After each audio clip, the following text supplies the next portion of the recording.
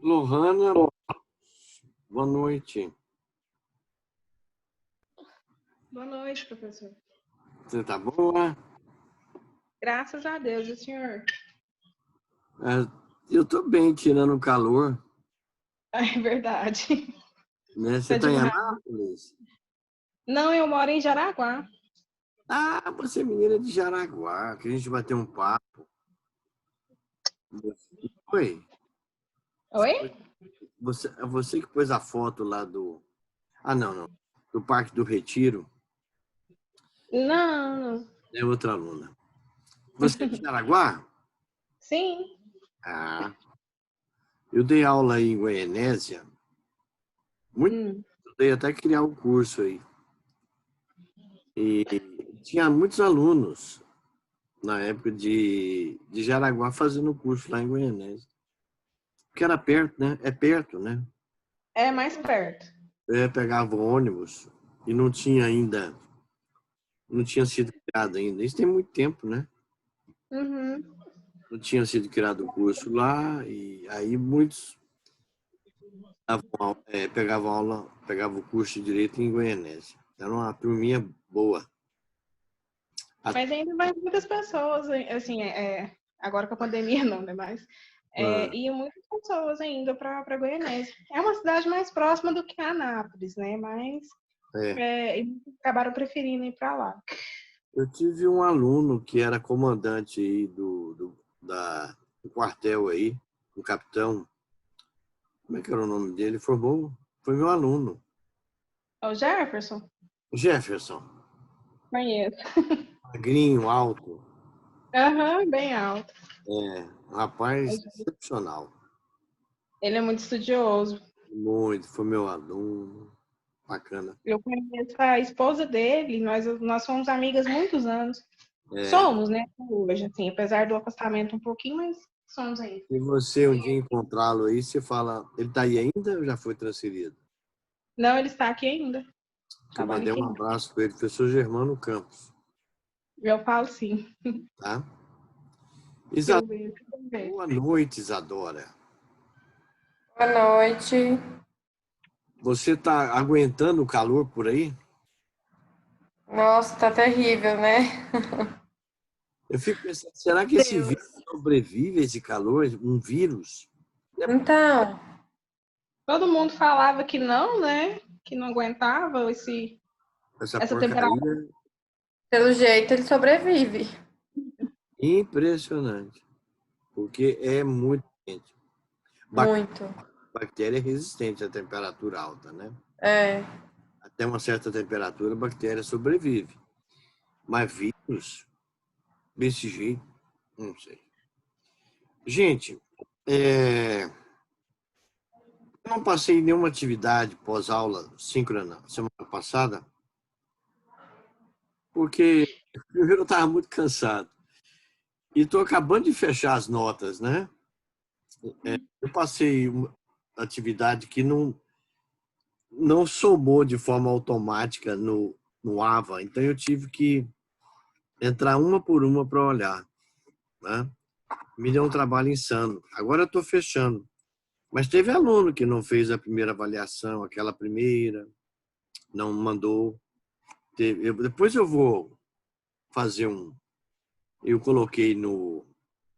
Como é que foi? Eu coloquei em PDF, em Excel. Aí eu vou mostrar lá como vai ficar, como vão ficar as notas, tá?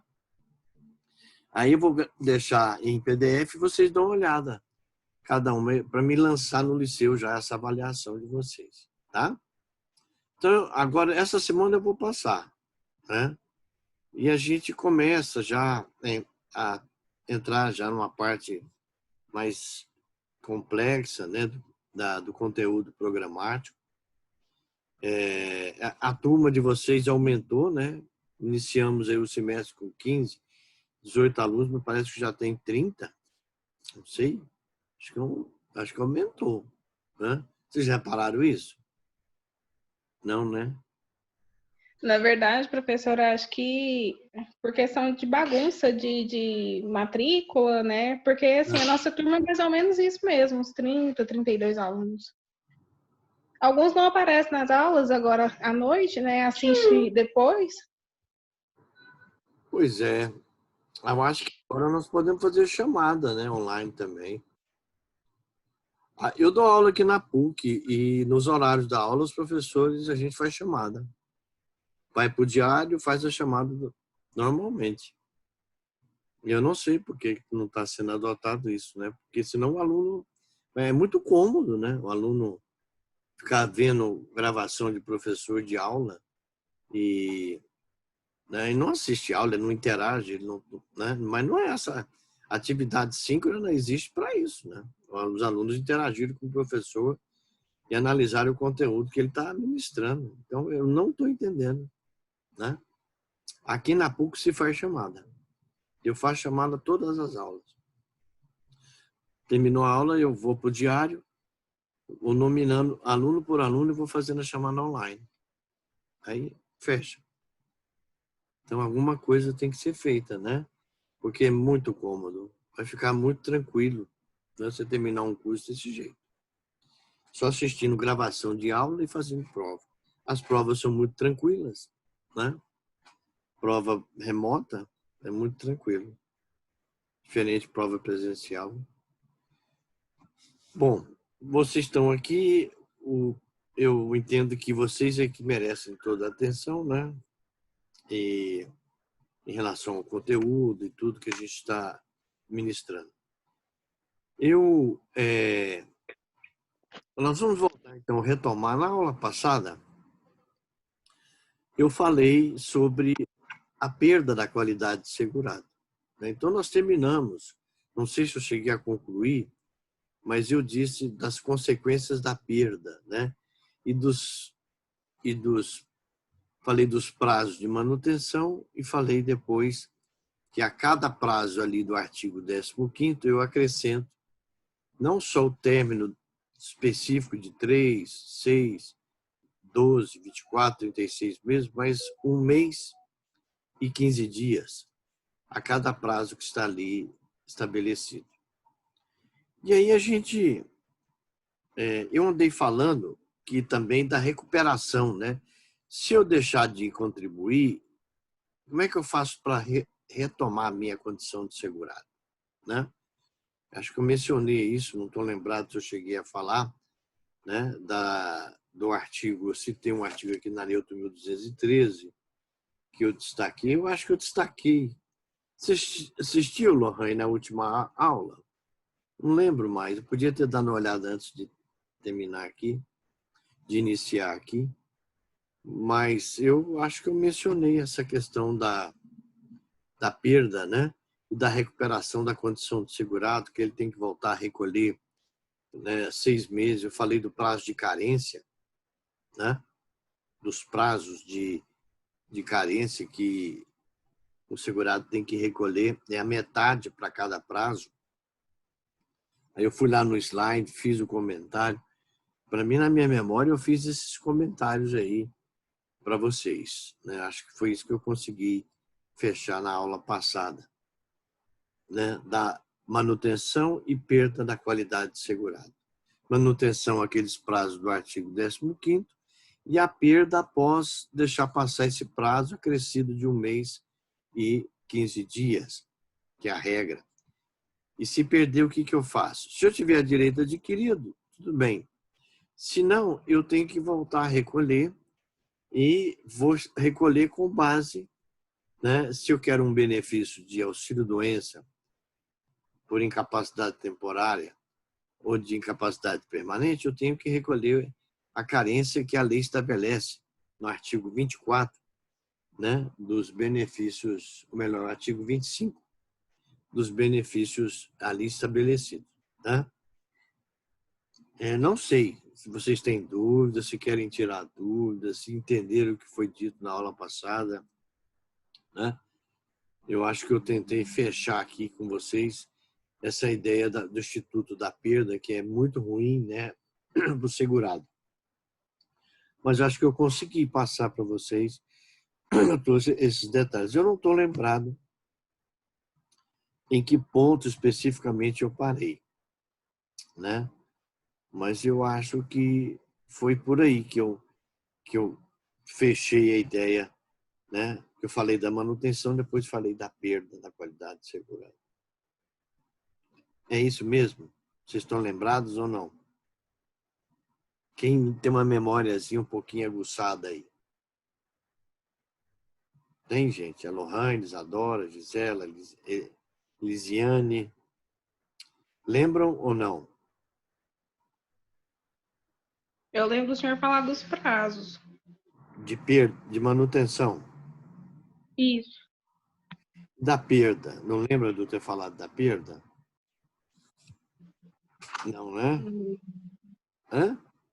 Não, da perda não. Porque a perda ocorre depois de esgotar os prazos do artigo 15º. Só que eu disse que não é de imediato, ainda tem um prazo de 1 mês e 15 dias, porque é a regra de recolhimento. Então, se eu tenho 12 meses de manutenção, quando chegar no 12º mês, eu vou adentrar no 13º mês. Esse 13º mês, eu tenho até o 15º dia do 14º mês para recolher o 13º mês. É por competência.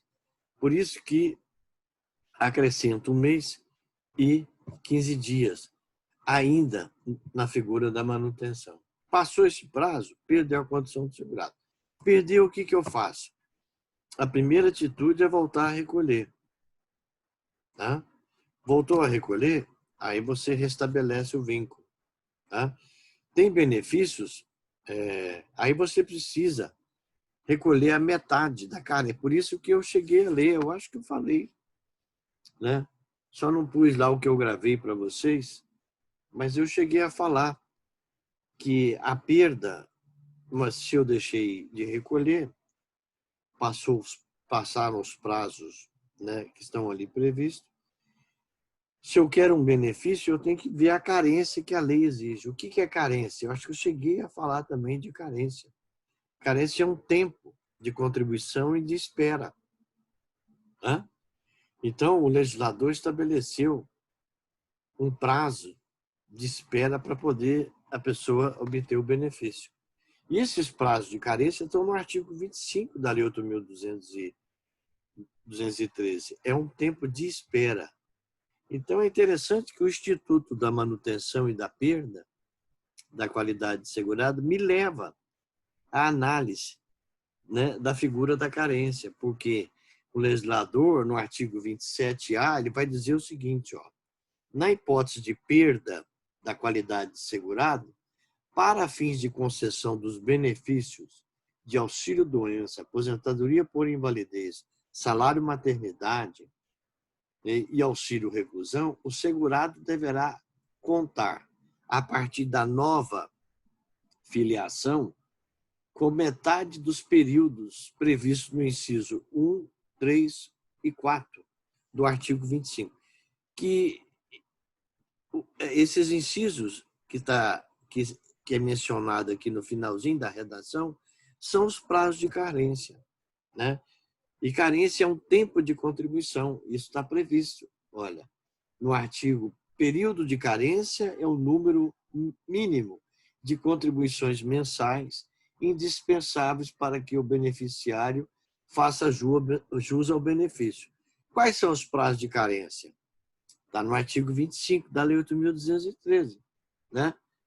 Auxílio-doença e aposentadoria por invalidez, 12 meses. Aposentadoria por idade, né? 180 contribuições, né? 180 meses, ou seja, 15 anos, né? Salário maternidade, também 10 meses para a segurada, que não é empregada, a profissional liberal, a diarista, né? E o auxílio reclusão, 24 meses.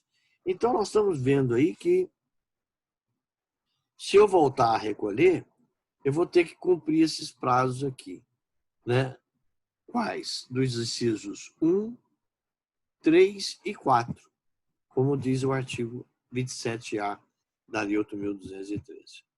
Então, gente, isso é o que eu queria deixar Lembrando que também, em relação à carência, tem determinados benefícios que não há prazo de carência, né? O acesso é imediato. É o caso da pensão por morte, os benefícios acidentários, né, que têm origem em acidente de trabalho, as doenças relacionadas no artigo 151 da Lei 8.213, neoplasia maligna, câncer, né, a AIDS, tuberculose, acho que cardiopatia grave, as doenças, né, lepra. Então, essas enfermidades, também a pessoa não precisa ter prazo de carência, não precisa ter um período, né, de contribuição para poder voltar, para poder ter acesso. Ela tem que voltar a contribuir, mas se acontecer desses eventos que eu mencionei, elas terão a devida cobertura, porque não se exige prazo de carência. Uma outra questão importante, que estou fazendo um resumo para a gente lembrar, né? Vocês não podem esquecer que existem a carência e o tempo de contribuição são institutos muito parecidos, mas tem diferença entre um e outro, né? A carência, o legislador trouxe um regramento jurídico muito duro em relação à carência, né? Eu vou dar um exemplo aqui, não sei se eu cheguei a dar na aula passada esse exemplo, mas vou dar um exemplo. Suponhamos que a Lohana, né, ela formou, aí ela passa 2 anos advogando. Advogando. A formada, né? E passados esses 2 anos, quando completar 24 meses, ela tem um acidente. Vai precisar de um auxílio-doença. Aí ela vai bater na porta da agência da Previdência. Olha, eu sou advogada, tem 2 anos que eu estou advogando, mas eu não recolhi nada para a Previdência. Deveria ter feito minha inscrição, ter recolhido.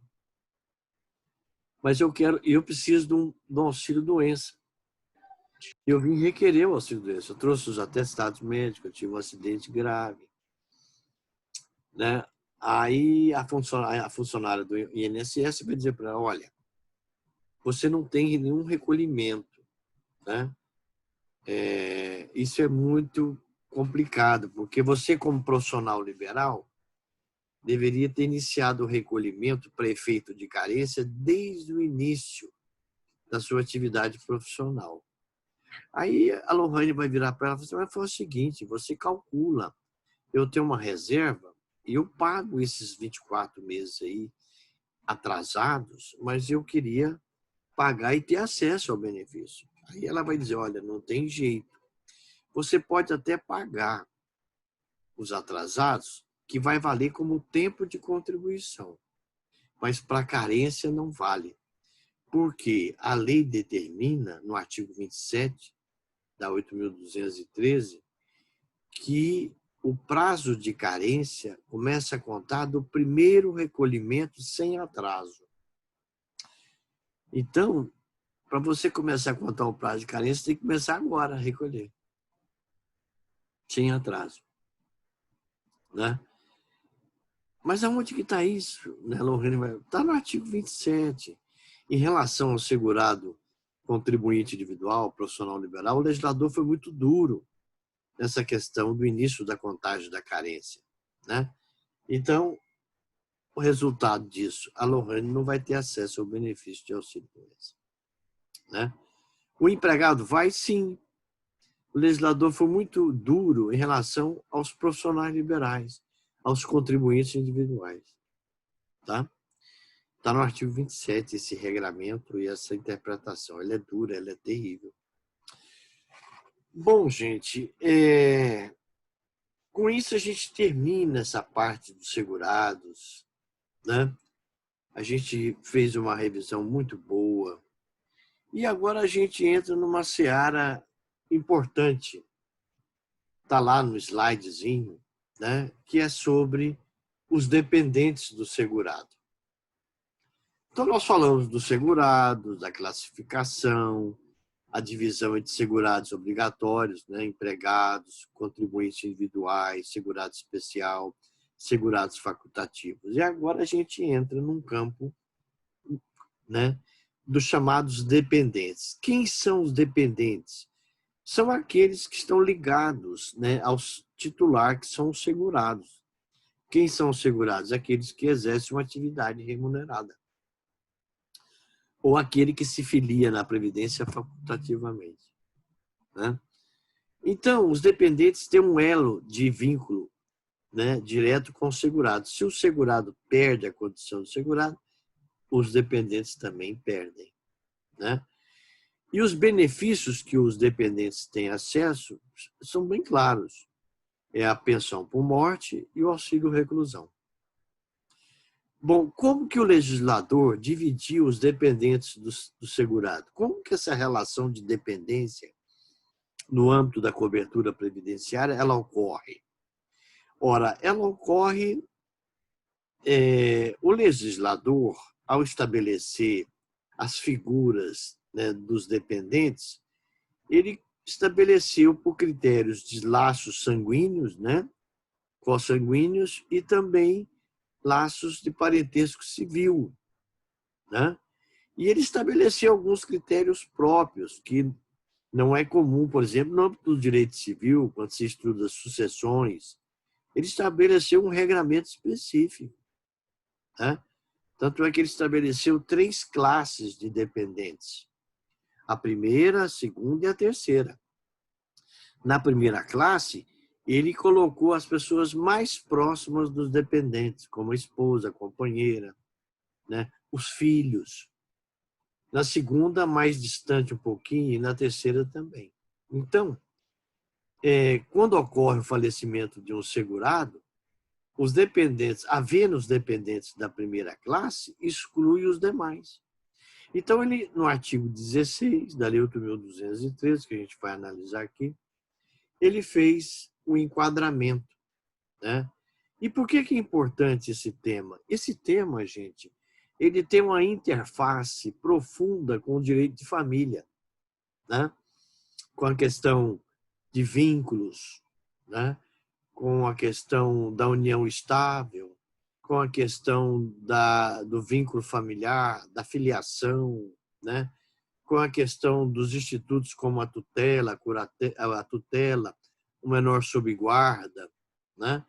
Então, são a dependência econômica, a dependência presumida.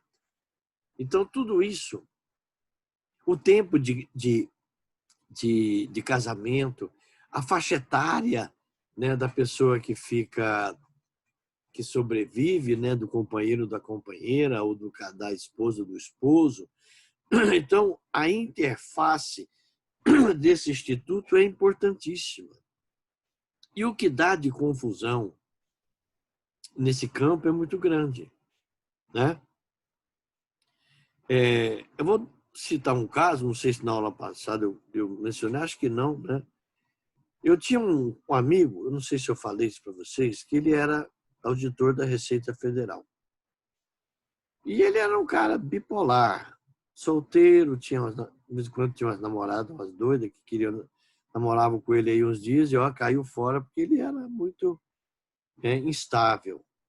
E ele arrumou uma namoradinha e ficou com ela quase 1 ano e pouco. E numa dessas crises que ele teve, ele morava sozinho num apartamento, no 9º andar, ele saltou do apartamento e veio a óbito. Bom, a menina que namorou com ele 1 ano e pouco virou para a família e falou: "Estou grávida, fulano de tal." "Mas você está grávida?" "Aí você está blefando, né? O Henrique não para ele não para com o namoro, né?" "Não, mas a gente estava juntos, né? 1 ano e pouco. E eu estou grávida dele." E aí? É união estável? Quem vai ter direito a essa pensão? Porque ele é uma pensão alta, né? A menina ou também ela, como companheira, né? Se ela provar que havia união estável, ela habilita na pensão. Se não tiver como fazer a prova da união estável, a criança, quando nascer e fizer teste de DNA, habilita na pensão por morte. Então, vocês estão vendo a complicação que é isso? né? Outra situação curiosa acontece no dia a dia, né? Eu divulguei para uma senhora uma vez que ela vivia com um empregado acho que ele era da Saneago, da Celg, acho que era da Celg. E ele vivia com esse senhor, ela vivia com ele. E ele era casado, legalmente casado. Ela era amante, né? Assim, um concubinato. Mas ele não tinha vida marital com a esposa. Só compartilhava o mesmo teto. Ele quase não ficava na casa mais. Ele veio a óbito e a esposa, com a certidão de casamento, foi lá e habilitou na pensão dele, junto ao INSS, autarquia. Foi concedido, porque ela estava com a certidão de casamento. Aí, essa minha cliente falou, olha, eu também tenho direito à pensão, porque ele não tinha vida marital mais. Ele já praticamente vivia na minha casa. Né? Eu tenho testemunho, eu tenho prova, eu tenho documentos, tenho declaração. Tem muita coisa que prova que ele... Né? Ela tentou habilitar na pensão e o INSS não aceitou. Aí entramos com a ação, né, judicial e ela aprovou. E o juiz deu, mandou dividir a pensão, porque ela fez a prova de que ele não tinha mais vida marital. Né? Aí dividiu a pensão com a esposa e ela, como um relacionamento extraconjugal. Então, outra questão também bacana que envolve essa matéria é a idade, a maioridade civil previdenciária, né? Ela vai até 21 anos. Acabou 21, cessa o pagamento da pensão por morte, né? Para o filho, né, que completou 21 anos de idade. Pode postergar? Não. A lei é muito clara. Já teve muitas jurisprudências, decisões, umas favoráveis, outras contrárias, à manutenção após 21 anos até 24, adotando por analogia uma lei federal que permite o abatimento para imposto de renda do filho, né, que ainda está estudando, que ainda não tem renda própria, não tem vínculo, não tem independência financeira, né? Ainda vive sobre as dependências do pai e que, portanto, pode abater para efeito de imposto de renda. Aí utilizaram essa lei para analogia para também estender a pensão previdenciária. Só que não deu. A jurisprudência hoje majoritária nega. Se você entrar com uma ação, ela vai negar. O juiz vai negar. Então, gente, então esse tema é muito interessante. Eu tive um caso, atuei profissionalmente num caso como esse, de tentar prorrogar a pensão por morte até 24. Né? Em um primeiro momento não consegui, recorri, agravei, entrei com agravo de instrumento, consegui efeito suspender a decisão, né, que tinha negado o efeito suspensivo, mandou pagar, aliás, com efeito, para dar efeito positivo, não o pedido de liminar, mas foi só por um período. Depois veio a sentença e julgou improcedente, o relator também não deu provimento ao agravo de instrumento e tudo voltou a estaca zero. Tá? Então, são temas muito bacanas, são temas excelentes, são temas que envolvem, né, também direito de família. Envolve direito de família. Né? Um outro exemplo que eu quero citar, só para a gente introduzir a matéria, vocês terem uma ideia, quando eu morei aqui no Alto da Glória há muito tempo. Depois eu vim aqui para o Jardim Goiás, né, o bairro aqui perto do estádio Serra Dourada. Quando eu mudei, no início aqui ainda, no prédio que eu morava, tinha um casal com 3 filhas. Parece que a maior tinha 18 para 19, era uma escadinha. A outra, segunda, tinha 18 anos, e a caçula menor. Né? Elas eram pequenininhas. Depois elas foram crescendo, né? E quando elas chegaram a essa idade que eu mencionei, o pai divorciou e fez o divórcio em cartório para ficar mais barato. E aí tiveram que emancipar a menina, a caçula. Ela ficou emancipada. Muito bem. Ele divorciou, com direito a alimentos, a esposa, tudo, ex-esposa. Ela continuou com uma dependência econômica grande dele. Ele foi viver num apartamento sozinho. E ele veio a óbito. E faleceu. Aí tentaram habilitar na pensão por morte. Né? Tentaram habilitar na pensão por morte dele. A menina que foi emancipada não pôde ser habilitada. Por quê? A Previdência não estabelece que a emancipação perde a condição de dependente. Então, o ato de emancipar-se, ela foi excluída da relação de dependência. Então, gente, eu citei todos esses casos aqui, contextualizei a questão da dependência econômica, né? Ou melhor, dos dependentes, né? Da dependência presumida econômica, das classes. Um outro exemplo importante, porque lá no artigo 16, onde o legislador traça os limites da dependência, ele estabelece a primeira, segunda e terceira classe. Eu disse que os dependentes da primeira excluem os dependentes das classes seguintes. Suponhamos que a Gisela, um exemplo, tá, Gisela? Ela chegou, suponhamos que ela casou com um rapaz, ele era solteiro, só exemplo, ele era solteiro do regime geral. Órfão, o pai abandonou a família, né, largou, e a mãe o educou, órfão de pai. E a mãe educou esse menino, educou bem, ele formou, conseguiu um emprego maravilhoso, né, ganhava bem e sustentava a mãe, certo? A mãe morava com ele. E ele depois casou. Né? Saiu da casa e foi constituir uma família. E veio a óbito, faleceu. Quem vai receber a pensão previdenciária? Ou a esposa e a mãe, ou as duas vão receber? Só a esposa. Por quê? Na primeira classe está a esposa. Havendo dependente da primeira classe, exclui os dependentes das classes seguintes. Essa é a regra básica. Tá? Então, a mãe que dependia dele não vai poder habilitar na pensão por morte. Ah, mas ela precisa. Está mais do que provado que ela tinha uma dependência econômica dele. Sim, tinha.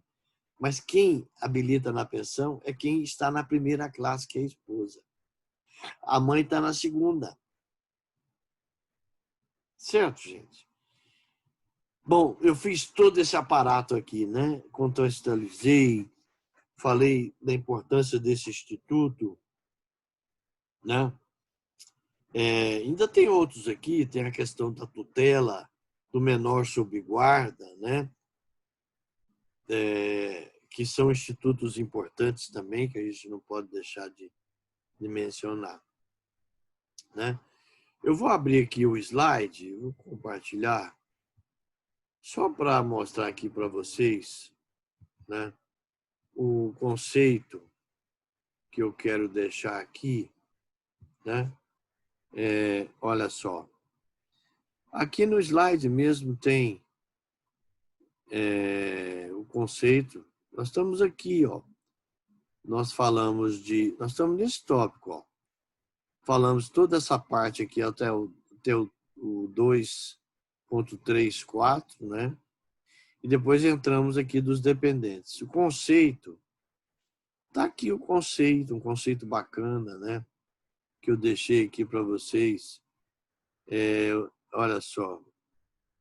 Vamos ver se está aqui.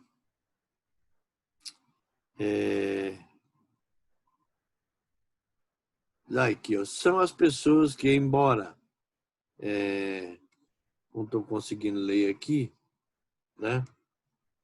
Mas vocês conseguem, tá? Aqui tem um comentário do Feijó Coimbra, né? Ele fala exatamente o que eu disse, né? Que é laços sanguíneos, consanguíneos, também de parentesco civil, né? São as pessoas que estão mais próximas ao segurado. Então, aqui tem esse conceito que eu menciono aqui, importante. A classificação dos dependentes, né? Critérios de enquadramento, né? Eu falei para vocês, primeira, segunda e terceira classe. A questão da redução da maioridade civil. Então, eu vou entrar aqui na lei, né? Para mostrar para vocês como que o legislador fez, como que ele construiu a relação de dependência, né? Como ele estabeleceu aí os critérios de dependência. Daqui a pouquinho a nossa reunião, que é uns 5 minutinhos, né? A gente entra de novo. Eu vou abrir aqui na lei, um minutinho que eu volto, tá? Deixa eu interromper. Eu vou voltar aqui, vou abrir na lei para vocês terem uma ideia. Um minutinho só. Né? Eu estou aqui suando bicas. Não sei se vocês também estão. Onde eu estou, eu não tenho um ar-condicionado. Deixa eu abrir aqui. O artigo 16 da Lei 8.213. Olha só. Vamos lá. Onde vocês estão aí assistindo a aula tem ar-condicionado? Porque aqui eu vou te... Sim. Tem? Vamos lá. Deixa eu compartilhar aqui o artigo 16. Olha ele aqui, ó. Então, olha, ele está dizendo, ó, ele fala beneficiários, né? Na condição de dependentes do segurado. Aí vem a primeira classe, ó, o cônjuge, a companheiro, o companheiro, o filho não emancipado, tá vendo? De qualquer condição, né? O inválido. Então, tá aqui. Os pais estão na segunda classe. Por isso que eu disse que a esposa daquele segurado, né, ela vai habilitar na pensão do marido que faleceu. E a mãe vai ficar excluída, porque a mãe está aqui, ó, segunda classe. Né? E da terceira, o irmão não emancipado, de qualquer condição, né, menor de 20 anos ou, né, deficiente intelectual. Tal. O jeito que está aí, vocês estão dando para ler, é inválido ou, vamos ver aqui, inválido ou que tenha deficiência intelectual, né, ou mental grave, ou deficiência grave. O enteado e o menor também equiparam a filhos, mediante declaração do segurado.